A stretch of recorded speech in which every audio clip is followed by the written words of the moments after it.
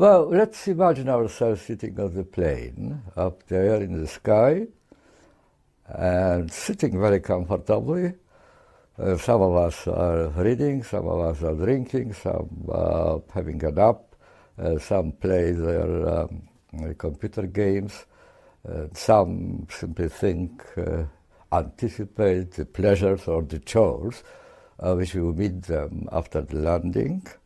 But suddenly the news come in that the very pleasant information coming on through the loudspeakers inside the cabin has been recorded quite a long time ago somewhere else. There is no one actually speaking to you, and then you discover that the pilot cabin is empty and that the automatic pilot probably leads you to some airport, but you learn as well that the airport in question is still in the planning stage. It's a frightening image, really, but it is roughly, in the nutshell, what our contemporary fears are like.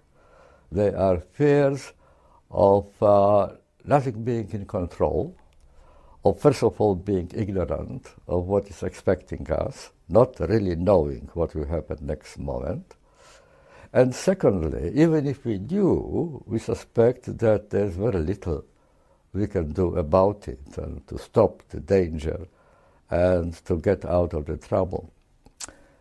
No one is in control. That is the major source of contemporary fear. The fears are scattered, the fears are diffused. We can't pinpoint the sources where from they are coming. It could be sudden closing up of the factory in which you worked for 20 years, or hostile merger between two offices and you are losing your job. It may be collapse of the stock exchange and you're losing your old age pension and the savings you made for many, many years. The question is where from it comes. Well, I suggest to you that there is one essential reason from which other reasons are derivatives.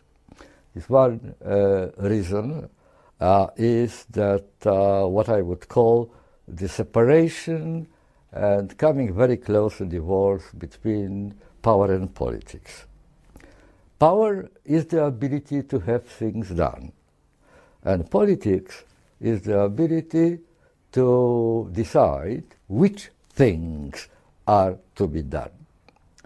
Now, both abilities, the power and the politics, were until quite recently, until less than half a century ago, united in one place. That place was called nation state.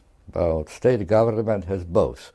It has power and, to do things, and the political institutions to decide which things are to be done.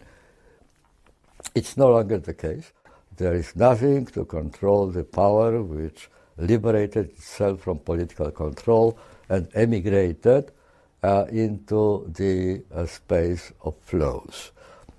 Finances, capitals, the trade, information, terrorism, criminality, weapon trade, the drug traffic, everything which ignores the boundaries of national sovereignty, which ignores and is free to ignore and get unpunished for doing that, ignores the local customs, local preferences, the will of the population and so on. That is already global. But the powers which could eventually control them are still local, and therefore there's a big gap, growing hiatus between the ability to do things and ability to decide, to coerce the powerful agencies to do what needs to be done.